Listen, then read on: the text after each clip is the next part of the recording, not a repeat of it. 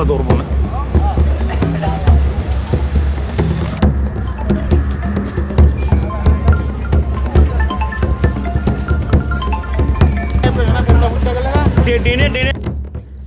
Vote পূর্ববর্তী ও vote পরবর্তী হিংসা রাজ্যে যেন একটা ট্রেডিশনে পরিণত হয়েছে। বৃহস্পতিবার বিধানসভা নির্বাচনের ভোট গ্রহণ পর্ব অনুষ্ঠিত হয়। এই ভোট গ্রহণ পর্ব সাঙ্গ হওয়ার পর অর্থাৎ সন্ধ্যার পর থেকে রাজ্যের বিভিন্ন স্থানে শুরু হয়ে যায় ভোট পরবর্তী হিংসার ঘটনা। বৃহস্পতিবার রাতে এনসিসি থানার অন্তর্গত বিবেকানন্দ আবাস সংলগ্ন এলাকায় চাপা উত্তেজনা দেখা দেয়।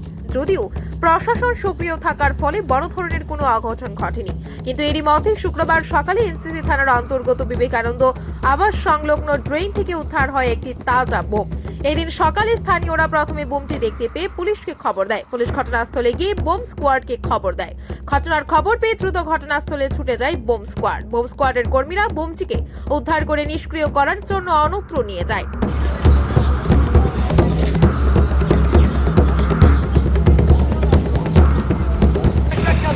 এখানে জানতে পারলাম একটা দিনের মতো আকৃতি যে ভাই করলো পাওয়া গেছে, তখন আমরা জিনিস করে ওই সেন্টারি তারা আসে শুধু মিস করার জন্য নিয়ে গেছে। তাদেরকে আইডেন্টিফাই করতে পারছি এটা কিসে কি বুম? এটা খুব সম্ভব 5 বুম হবে। 5-এর মধ্যেই এটা পাওয়া গেছে। তখন পাবলিক তো আইডিয়া করছিল অন্য কোনো কিছু, মানে বুম স্কোয়াডের তারা এসে এরা বুম বলে তারা বলেছে বুম এটা বিজনেস করার জন্য নিয়ে গেছে। এমনিতে এটার সঙ্গে জড়িত কেউ বা কোনো খবর কিছু কে পালিয়েছে পর্যন্ত তো তদন্ত চলছে তদন্ত করে দেখা যাবে কে এবং কারা এখানে মেরেছে বা রেখেছে।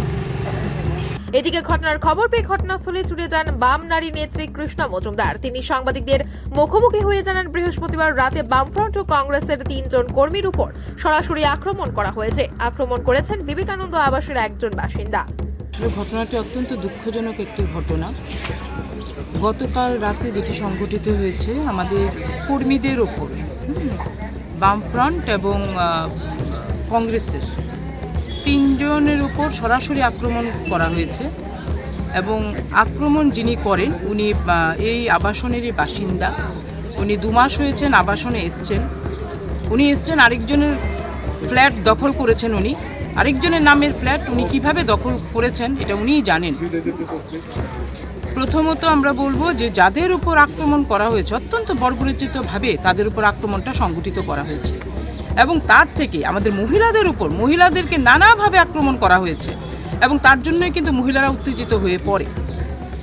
এবং পাশাপাশি যেটি আমরা দেখছি যে এখান থেকে আজকে একটি বোমা উদ্ধার করা হয়েছে। আমরা এটাই ভাবি যে বিগত 3-4 দিন ধরেই ওরা মানে নানা রকমভাবে আমাদের যারা এখানে ভোটার আছে ভোটারদের বাড়ি বাড়ি ওরা যাচ্ছে, যেটা ভোট প্রচার করছে ওদের পক্ষে ভোট দেওয়ার জন্য।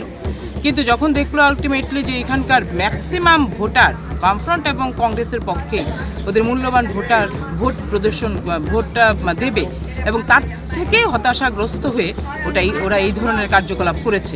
এবং আমরা লক্ষ্য করেছি শুধু এটা নতুন কিছু নয়, 5টি বছর ধরেই নানা রকমভাবে কিন্তু ওরা আমাদের এখানে যারা আছে এলাকাবাসী আমাদের ফ্ল্যাটে যারা আছে স্বামী বিবেকানন্দ আবাসনে ওদের উপর আক্রমণ সংঘটিত করছে এবং তার প্রতিবাদ আমরা জানাচ্ছি এবং এটাও বলছি যে অত্যন্ত দুঃখজনক ঘটনা। এই ঘটনা আগামী দিনে আবার রিপিটেশন হোক এটা কোনোভাবেই আমরা চাই না। উদ্ধার করা হয়েছে? হ্যাঁ, বোমটা উদ্ধার করা হয়েছে।